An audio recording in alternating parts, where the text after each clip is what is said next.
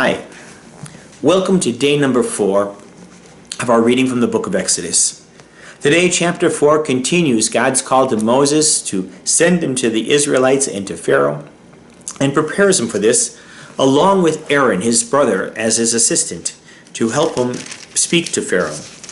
As we finish off the chapter, Moses will return toward Egypt to begin his mission. But, objected Moses, suppose they do not believe me or listen to me, for they may say the Lord did not appear to you. The Lord said to him, "What is in your hand?" "A staff," he answered. God said, "Throw it on the ground." So Moses threw it on the ground, and it became a snake, and Moses backed away from it. Then the Lord said to Moses, "Now stretch out your hand and take hold of its tail." So Moses stretched out his hand and took hold of it, and it became a staff in his hand. That is so that they will believe that the Lord, the God of their ancestors, the God of Abraham, the God of Isaac, and the God of Jacob, did appear to you. Again, the Lord said to him, "Put your hand into the fold of your garment." So he put his hand into the fold of his garment, and when he drew it out, there was his hand covered with scales, like snowflakes. Then God said, "Put your hand back into the fold of your garment." So he put his hand back into the fold of the garment, and when he drew it out, there it was again, like his own flesh. If they do not believe you or pay attention to the message of the first sign, they should believe the message of the second sign. And if they do not believe even these 2 signs and do not listen to you, take some water from the Nile and pour it on the dry land. The water you take from the Nile will become blood on the dry land. Moses, however, said to the Lord, "If you please, my Lord, I have never been eloquent, neither in the past nor now that you have spoken to your servant, but I am slow of speech and tongue." The Lord said to him, "Who gives one person speech? Who makes another mute or deaf, seeing or blind? Is it not I, the Lord? Now go, I will assist you in speaking, and teach you what you are to say." But he said, "If you please, my Lord, send someone else." Then the Lord became angry with Moses and said, "I know there is your brother Aaron the Levite, who is a good speaker. Even now he is on his way to meet you. When he sees you, he will truly be glad. You will speak to him and put the words in his mouth.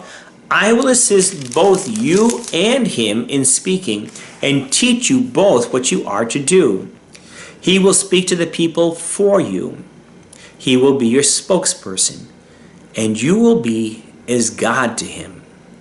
Take this staff in your hand. With it you are to perform the signs."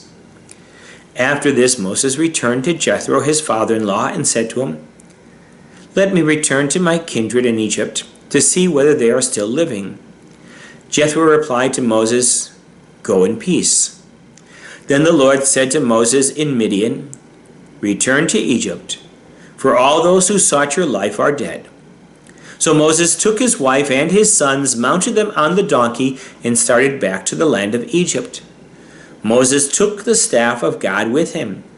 The Lord said to Moses, "On your return to Egypt, see that you perform before Pharaoh all the wonders I have put in your power.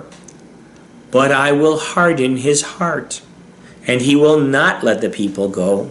So you will say to Pharaoh, 'Thus says the Lord, Israel is my son, my firstborn. I said to you, let my son go, that he may serve me. Since you refuse to let him go, I will kill your son, your firstborn.'" On the journey, at a place where they spent the night, the Lord came upon Moses and sought to put him to death.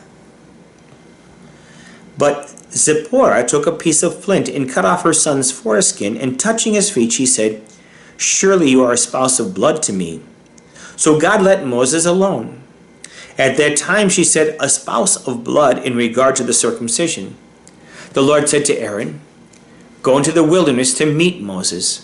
So he went.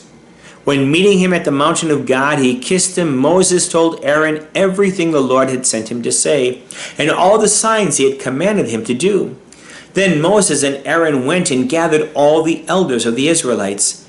Aaron told them everything the Lord had said to Moses, and he performed the signs before the people. The people believed, and when they heard that the Lord had observed the Israelites and had seen their affliction, they knelt and bowed down. Thank you for joining me again today. I will see you on Monday with the next chapter, chapter 5.